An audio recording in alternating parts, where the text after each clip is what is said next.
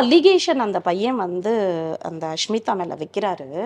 எனக்கு ஒரே ஒரு கொஸ்டின் மட்டும்தான் அந்த விஷ்ணுவை பார்த்தா கேட்கணும்னு இருக்கு. நான் சொல்லட்டுமா, ப்ராஸ்டியூஷன் இஸ் ஆல்வேஸ் ப்ராஸ்டியூஷன் சொல்றாருல்ல. நான் என்ன கேட்குறேன், இது விஷ்ணு கிட்ட கேட்குறேன்.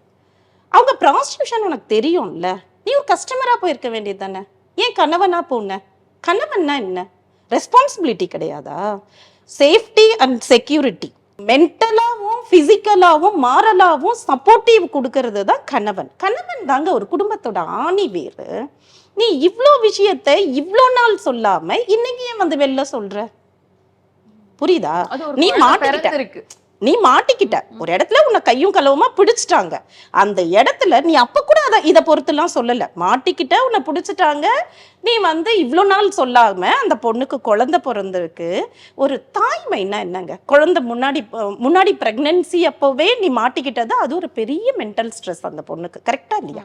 அதை முடிச்சும் அதை வெளி காமிச்சிக்காம அந்த குழந்தைய பெற்று இருக்கிற இந்த சூழ்நிலையில நீ இப்ப வந்து இதை வெளியில சொல்றீன்னா இதை வந்து எப்படி எடுத்துக்கிறது?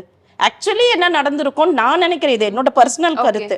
என்ன நடந்திருக்கும்னா, இவர் வந்து வெயிட் பண்ணி பார்த்திருப்பாரு, திரும்ப சேர்த்துக்குவாங்களா ட்ரை பண்ணி இருந்திருப்பாரு. அந்த பொண்ணு சேர்த்து இருந்திருக்காது. யாருங்க சேர்த்துக்க முடியும்? அதனால அவங்க நல்லா இருக்க மாதிரி வீடியோஸ் எல்லாம் பார்த்து இந்த அலிகேஷன்ஸ் எல்லாம் வைக்கிறாரு. இது எவ்வளவு பெரிய தப்பு.